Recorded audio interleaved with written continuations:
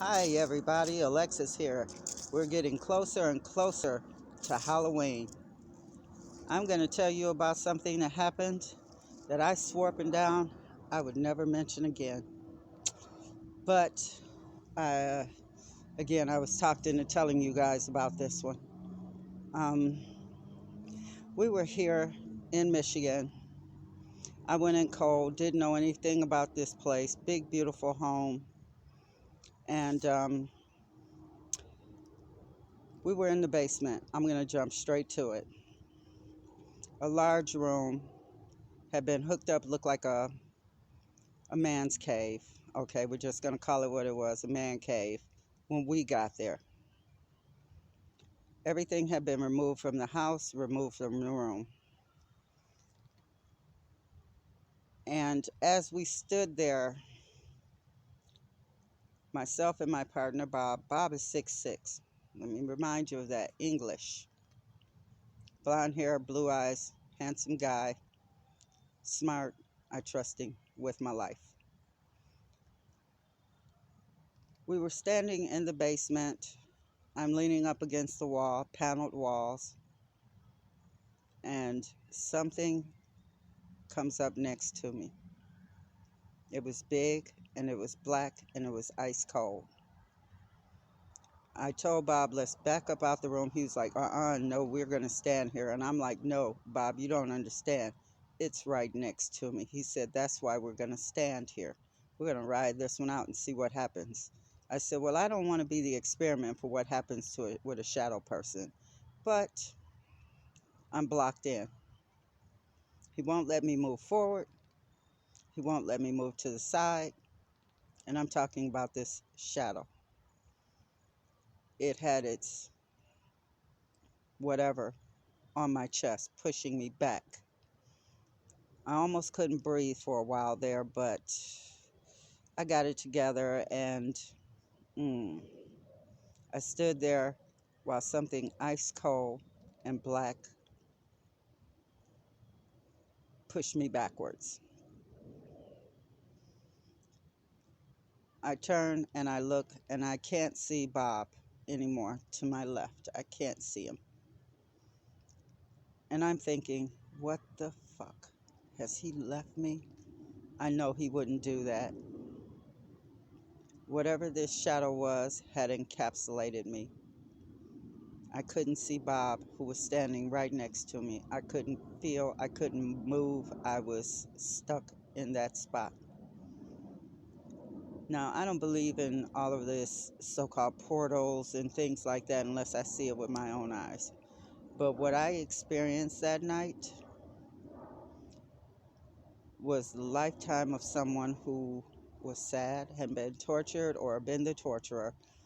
But this entity would not let me move for what I thought was hours, which turned out to be less than 2 minutes.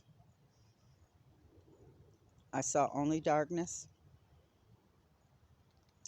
I felt only ice cold, and my chest was being pushed in on. Now, mind you, I'm 5'9" and a half. On a good day, I weigh 170 pounds. I work out every day, and you would think I would be able to push past something like this, but I couldn't do it. I couldn't. I couldn't move. My camera was on the floor, and when it let go of me, I thought I had been trapped down there for hours, and this putrid smell, the smell was awful as it came off. Rotten eggs, death, rigor mortis. I smelled it all. I stood there for a few minutes getting myself together, and I sank down to the floor.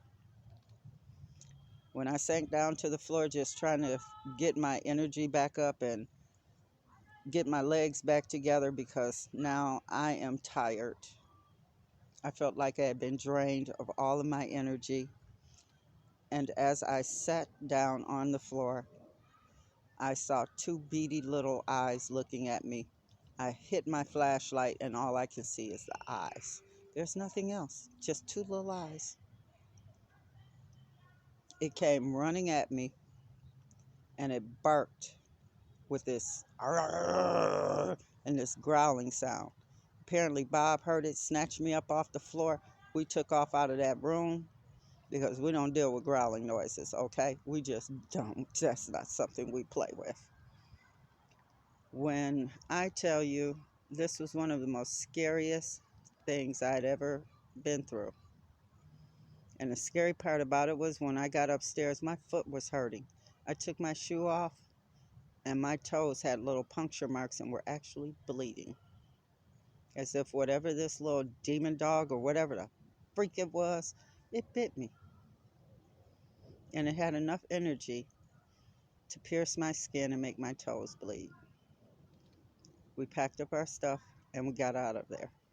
Because again, like I told you, we deal with ghosts. We don't deal with demonics. We don't deal with any of that.